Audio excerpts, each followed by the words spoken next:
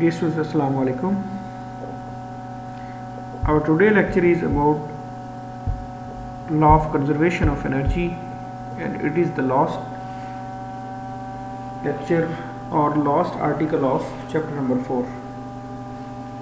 So law of conservation of energy states that energy cannot be destroyed.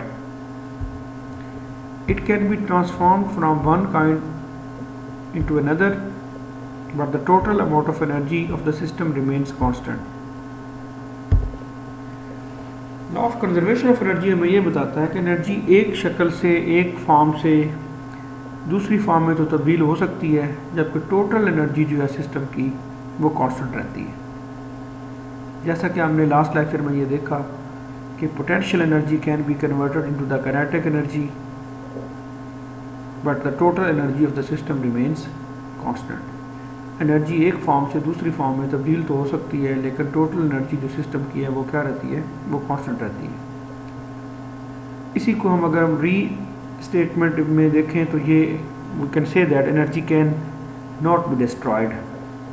इस universe में जितनी भी energy है वो कांस्टेंट है। वो एनर्जी जो है वो एक फॉर्म से दूसरी फॉर्म में तब्दील तो हो सकती है, लेकिन टोटल एनर्जी जो है वो सिस्टम की क्या रहती है, वो कांस्टेंट रहती है। But if we have a long question then we have to first we have to define the statement of the law of conservation of energy, that energy can not be destroyed, it can be transformed from one kind into another, but the total amount of energy remains constant, and the relation is total energy is equal to potential energy plus kinetic energy, this is equal to constant. And if this is a long question, we have to write our previous question that we have done of the interconversion of potential energy into the kinetic energy. Like we have seen in this article that at this point, initially when the body was at the height h,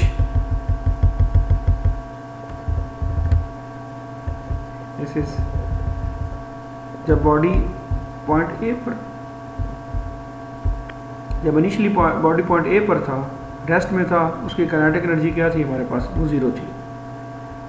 while the height of the object was h from the surface of earth, so that's why potential energy was equal to mgh, but the total energy becomes equal to mgh because kinetic energy zero and the total energy is equal to the potential energy of the body. But when we have fallen the body from point A to point B, अब जब हमने body को point A से point B की तरफ fall किया है तो अब बॉडी मूव कर रहा है। जिस तरह हमें किसी छत पे खड़े हों और अगर हम एक बॉडी को हमने हाथ में पकड़ा हुआ है तो इसका मतलब वो बॉडी एट रेस्ट में है, या एक वो बॉडी सरफेस पे पड़ा हुआ है छत पे, तो उसकी जितनी हाइट है इसका मतलब उसमें उतनी पोटेंशियल एनर्जी मौजूद है। लेकिन जब हम उसे नीचे गिरा रहे हैं तो इसका मतलब बॉडी जो है वो ट्रेवल कर रहा है, दैट इज़ द वेलोसिटी। तो एट पॉइंट बी इसकी वेलोसिटी हमारे पास vb थी, and when we have calculated the velocity value of the velocity vb and by putting the expression into the kinetic energy and potential energy we have got these values. हमारे पास जो potential energy की value आई थी वो mgh minus x, क्योंकि अब body ने एक्स डिस्टेंस डाउनवर्ड कवर किया है और पॉइंट बी पर जो उसकी हाइट अब नहीं है वो h माइनस एक्स है, क्योंकि टोटल हाइट कितनी थी h, अब कितनी होगी पॉइंट बी पर h minus x, h minus this one, while the kinetic energy was equal to mgx। और जब हम इन दोनों को टोटल करेंगे तो ये एनर्जी हमारे पास आएगी mgh, similar to the point A. अब यहाँ पर अगर हम देखें तो सारी की सारी जो एनर्जी है वो पोटेंशियल एनर्जी है, जबकि किनेटिक एनर्जी इस पॉइंट पर ज़ीरो है। इस पॉइंट पर अब दोनों एनर्जीज मौजूद हैं, पोटेंशियल एनर्जी भी मौजूद है जबकि किनेटिक एनर्जी भी है। जितनी पोटेंशियल एनर्जी में कमी हुई है उतनी ही पोटेंशियल किनेटिक एनर्जी में क्या हो रहा है, इजाफा हो रहा है।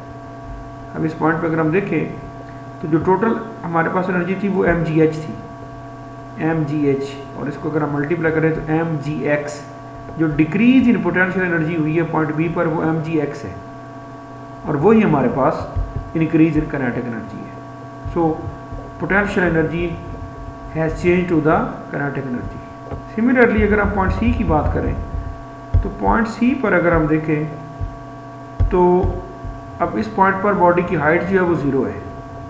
अगर हाइट ज़ीरो है तो इसका मतलब यहाँ पर जो पोटेंशियल एनर्जी है वो ज़ीरो है, और इसी तरीके ये this is the point the potential energy zero.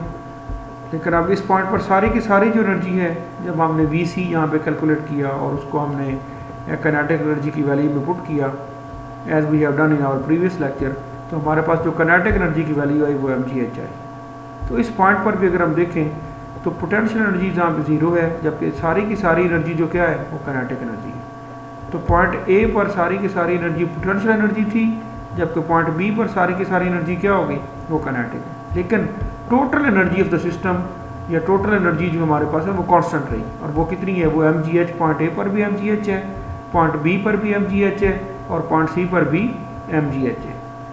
अब जितनी पोटेंशियल, अब देखें पॉइंट ए से पॉइंट सी तक पोटेंशियल एनर्जी कितनी थी mgh, वो अब ज़ीरो हो गई। इसका मतलब जो डिक्रीज इन पोटेंशियल एनर्जी हुई है वो कितनी है, वो mgh है पॉइंट ए से पॉइंट सी तक, और वही एनर्जी इंक्रीज हुई है किस में, kinetic energy. So from here we may conclude that energy can never be destroyed, it can be change from one form to another, but the total energy of the system remains constant. This is the law of conservation of energy. कि energy जो है वो ना तो ख़त्म की जा सकती है, लेकिन उसे एक फॉर्म से दूसरे फॉर्म में तब्दील किया जा सकता है। This is the law of conservation of energy. जी थैंक यू वेरी मच। अस्सलाम वालेकुम।